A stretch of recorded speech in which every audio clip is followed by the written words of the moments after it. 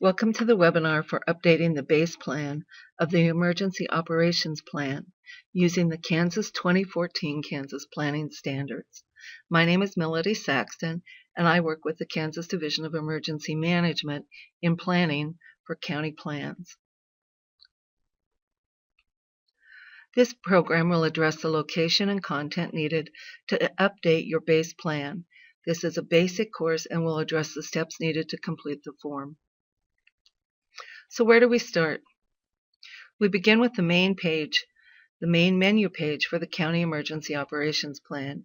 You can see that I have the Demo County page on the slide. If we move across the top of the main menu page, we go to General Information. Although you cannot see the entire page on this slide, you can see that there's a lot of information to be completed.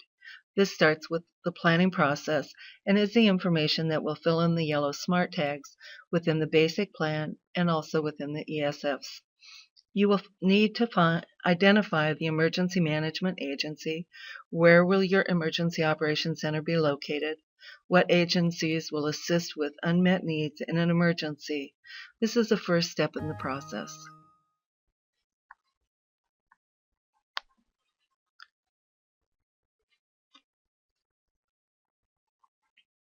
Once you have completed the general information, you have the option of adding your contacts to the Contact tab. By creating a list to add to the file archives. By adding your contacts to the tab, all of your information is listed in one location.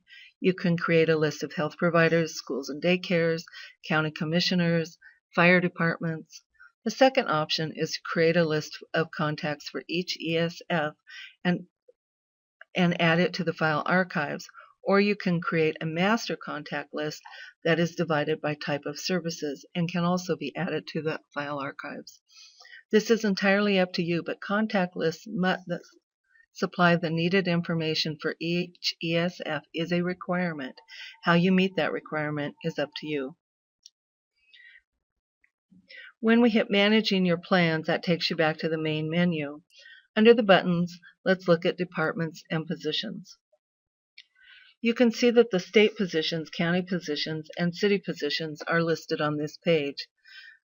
There's a Demo Fire County Fire, a Demo County Fire 2, and later on there is a Demo Fire 3. Since I like everything to be labeled the same for ease of locating, I'm going to edit Demo Fire 3 so it is with the rest of the fire departments. I go to the Edit page and change the name to Demo Fire 3, Demo County Fire 3, and click Save. Now I have all of my fire departments in the same location.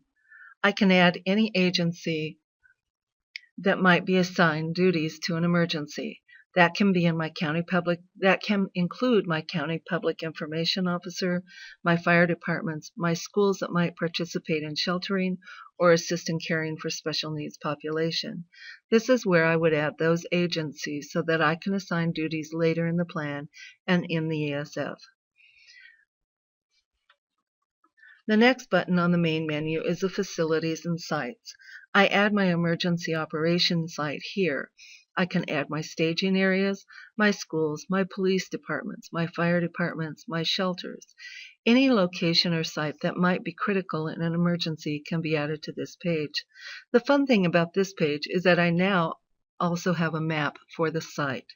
As you can see, right below my sheltering location, notation for Junction City is at the 4-H Center. You can see note View Map. If I click on the yellow lettering, it takes me to a Google map of the 4-H Center. I can see a street view, get directions, plan parking just from this view, and it meets the need for my sheltering sites in ESF 6. I no longer have to upload a map if I have it on my sites and locations. Under Orders of Succession, I need to have a conversation with my commissioners. I will need to know who is authorized to activate the Emergency Operations Center, who's authorized to declare a state of general emergency. I will need to know who the public information officer is, who is the point of contact for the emergency operation plan, who can close a road, declare a quarantine, declare martial law, What is the order of succession for the emergency manager? That question may be very important if you are only a part-time emergency manager or work in a one-person shop. Order of succession is important in the planning process for both emergency operations plans and the continuity of operations. Under the jurisdictional profile, a county adds the information about topography, which has been probably not changed from your last plan. Demographics are added in the demographic button. This information can be collected from the U.S. Census page at census.gov for your county. Economic information is also available at the census.gov page. Please refer to the year of the information used and use the most recent information available. Under critical facilities, we want you to list your hospital, your nursing homes, daycare locations. If you have a senior center or a 4-H center with barns that can be used for animals in an emergency, please list that. If you have a hazmat facility, name that in this area. This might also include water towers or electric stations, and it is county specific, and only you know what areas are critical to you. Climate information is just that. What's the weather like in the summer and the winter? And then list your schools and colleges. This information will be added again directly to the base plan. Be sure to save everything when you make an addition so that you don't lose your hard work. So again, we'll go back to the main menu, and this time let's go to hazards and risks. By clicking on that tab, we are now at a site that shows possible hazards. I live in the Flint Hills, so tornadoes are not likely, but microbursts are. We have I-70 and Highway 77 and rail cars, so we have a higher chance of hazardous materials. When I click on hazardous materials, I see a page that is about the hazards I want to edit. Much of the information is filled in. But at the bottom of the page, I now see that I can adjust the probability for my community, change the magnitude or severity, warning time, and duration of the impact. Again, saving any work that you might add or change will help you in the long run. Under communications, I can add radios, towers, hard lines, fax machines, or any other type of equipment that my county uses to talk to each other. When I click on Edit, I can change the quantity, the priority, and the use of the equipment. This information is important for communication in both the plan and in the ESFs.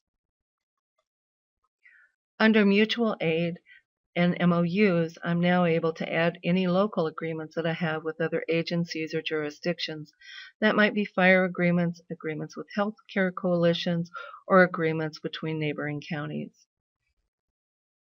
This may seem like a lot of work, but it will make working in the base plan so much easier. So now let's click on that base plan. Much of the base plan has been completed for you by the staff of CADEM. I'm going to go through the additional information that you will need to add. Please read the entire plan, but only make changes if absolutely does not apply to you. When we open the base plan, you'll see an abundance of buttons with titles and edit delete buttons beside them. The introduction portion has been completed for you with the exception of the promulgation page, which will be added after your plan has been approved. If you drop down to the situation section, the information we put in earlier about will now populate those areas. The areas that need additional work are public safety, education, culture, humanities. This is just a matter of putting in the names of organizations and their contact information. Under capability assessment, you will need to summarize the jurisdiction's prevention, protection response, and recovery capabilities involving the defined hazards. Describe the jurisdiction's limitations on the basis of training, equipment, and personnel. Please provide a brief summary statement about specialized equipment, facilities, personnel, or emergency response organizations currently available to respond to disasters. An example would be if you have an IMT organization in your county, that would be something you would add, or a specific hazmat capability. Provide information about specialized equipment that is able to support children, individuals with disabilities, and others with access or functional needs. You can see by the screenshot that your regional capability assessment is attached to the BOLD system in the archives. Under organizations and assignments, if you have a tribal government in your county, you will need to add the information that includes emergency management responsibilities for that organization. Under legal affairs, you will need to add the information about who has the responsibility for legal advice and how legal questions issues are resolved. That the who is defined by the SMART tag, but the resolution of legal questions is not. This must be completed. If you did not complete the information in the beginning, you will have to go into Emergency Operations under Methods of Operation and complete that information. This will include who has the authority to open the EOC. It is also important when completing the ESFs to assign the lead organization for that ESF, as it will feed back to this portion of the plan. This is also true of your mutual aid agreements. If you did not complete that portion in the plan in the beginning under the tab, you will now need to complete it in the plan itself. Under Methods of Operation, under Prevention, you will need to discuss how your county works with the Kansas Fusion Center. This will include what county agency acts as the liaison to the Fusion Center, and how will that agency receive and disseminate information when it is received. As you can see, this can be added as a document in the archive, or it can be added here. That's entirely up to you. Under Plan Maintenance, please describe when and how the plan will be made available to the public. This might be regular business hours at the Office of the Emergency Manager, or whatever works for your county. You will also need to identify other response support agency plans that directly support the implementation of this plan. Examples are your hospital, your school emergency plans, any facility that has its own plan that refers back to this. Under Training and Exercise, please list the agencies in your county that have exercise programs. This will include your schools, health department and hospital, and correctional facilities, as well as any others that you may know of. Under After Actions and Reviews, please add the information about how the jurisdiction ensures that deficiencies and recommendations made in the After Action Report are completed.